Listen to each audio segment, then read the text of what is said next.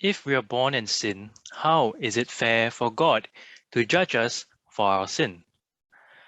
Now, in summary, I would say that in spite of our sin nature, God has given us all that is sufficient for each person to either choose or reject Him, and God simply respects that choice each person makes. Now, before we begin proper, I think it would be good for us to question certain assumptions. When we speak of judgment and fairness, what do we mean? When we use the word sin, what does that mean? What standard of fairness or justice can be applied to this question? If God exists, is it His standard of justice that would be relevant, that applies? Or would it each of our subjective standards of justice that matters?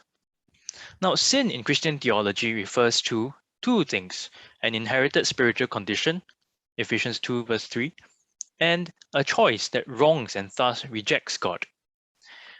Christian theology holds that God, who is love, created humanity out of love to share His love for them to love and worship Him, fundamentally to choose Him, and thus also to experience love. God created humanity in His image. This term, imago Dei, in the image of God, suggests or encapsulates the idea that people, human beings, are made to have moral agency, to make moral choices, to choose love or rejection, to have a conscience, to have cognition and consciousness, the capacity for love, beauty, or joy and delight. Christians also believe that it is this imago Dei that gives every human being inherent worth. Now, even the presumption of some objective concept or standard of fairness or justice in this question presupposes that there is an objective standard of justice which exists apart from humanity, or each of us, or even the material universe. The best explanation for it is that there is a just God who made humanity, people, in His image, and thus who have the capacity for moral agency and therefore justice. Even the question presumes the inherent worth of the person in question.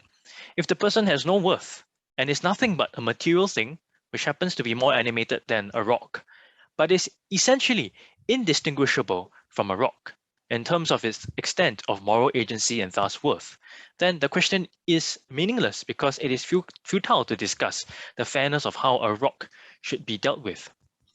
Moral agency and the capacity to love necessitates free will.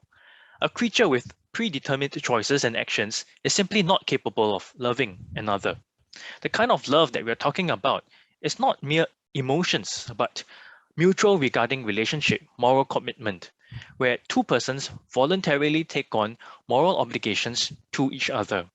Such love requires free will for these choices to constitute love.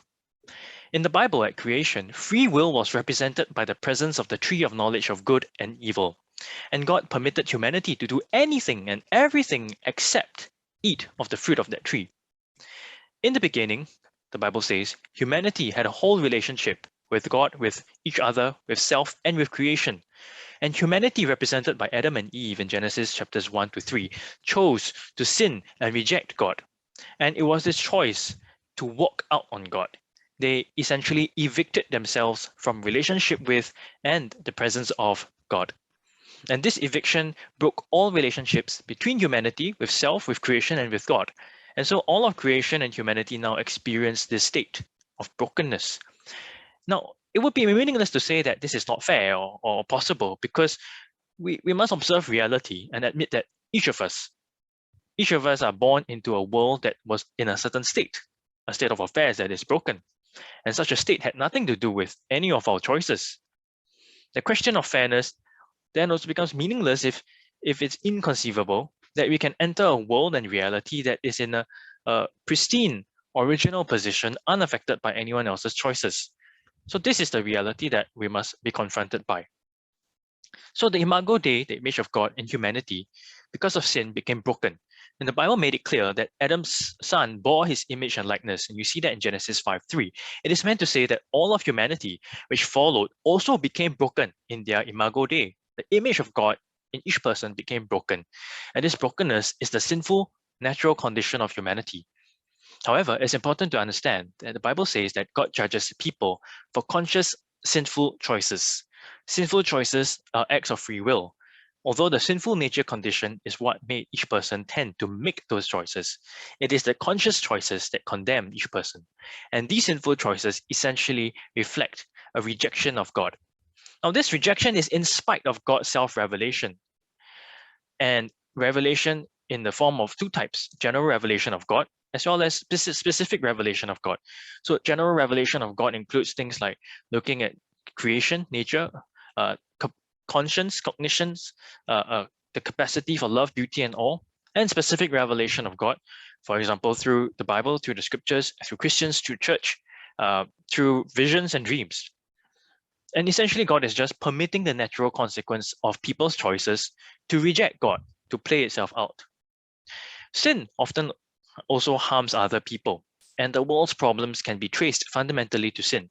Greed, lust, sloth, pride, so on and so forth, all are manifestations of sin, and ultimate justice must be done in respect of sin. Otherwise, God is not just. Now, each of us are imperfect and would have committed some form of sin, and justice is required. But God did not leave us without a way out of sin. He gave his son, Jesus Christ, as a way out of sin. Jesus satisfied the justice needed for our sins. And all that we need to do is to wholeheartedly choose him. And once we do, we are united again with God, adopted into his family. Further, God provides enabling grace, in Christian theology, prevenient grace, for people to overcome the sin nature and to have the ability to actually choose or reject him. Ultimately, even if, suppose, humanity does not have an inherited sinful nature, the material question is still whether a person will choose God or not, in the light of God's self-revelation. And the nub of the perceived unfairness is addressed by the fact that God came to us in person to explicitly reveal himself and has given us enabling grace to enable us to choose him and now confront us with the choice that each of us must make. Put another way, God did not make us broken and expect us to be whole. Instead, God made humanity whole. Humanity chose to be broken. That brokenness has reverberated down the generations, and yet God has given a way for each person to be made whole and to turn to him.